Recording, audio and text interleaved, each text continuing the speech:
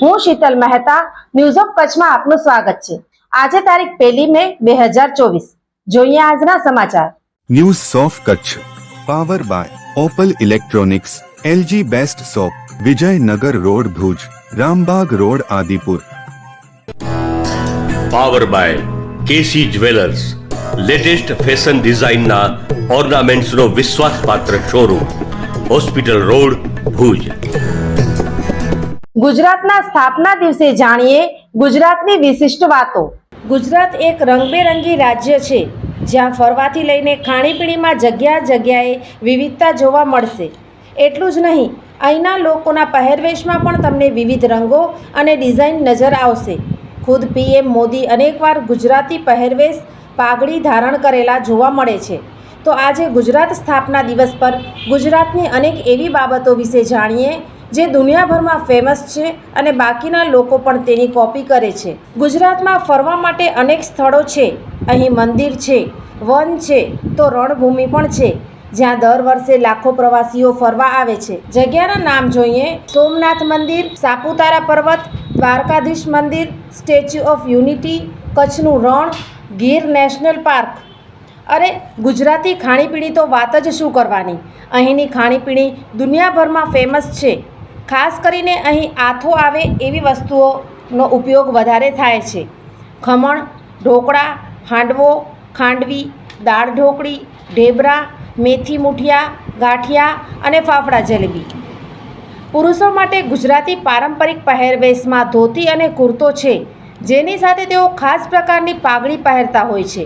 અહીં ઉત્સવો પર હાથકામની બનાવેલ કેડિયું પહેરવામાં આવે છે, તો મહિલાઓ રંગબેરંગી ચણિયાચોળી પહેરે છે।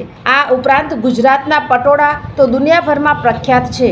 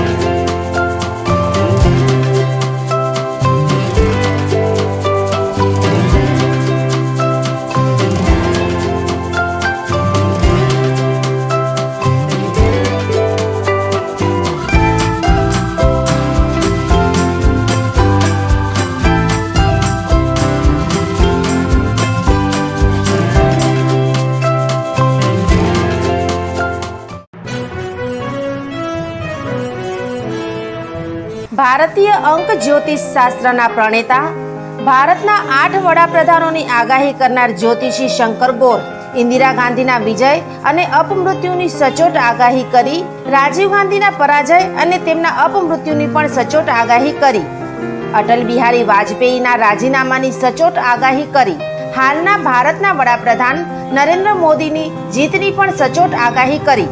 વર્ષ 2012માં પણ નરેન્દ્ર મોદી માટે આગાહી કરી છે કે મોદીજી જીતની હેટ્રિક કરશે અને 2024માં પણ ચૂંટણી જીતશે।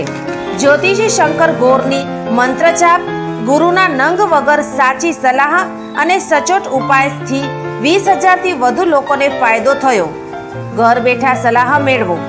Mobile number 9909602928। ટીના હાઉસ, છઠ્ઠી બારી ring road, Bhanji street, Bhuj, Kutch. દર્શક મિત્રો, આ હતા આજના સમાચાર। આવતીકાલે ફરી મળીશું, ત્યાં સુધી મને રજા આપશો।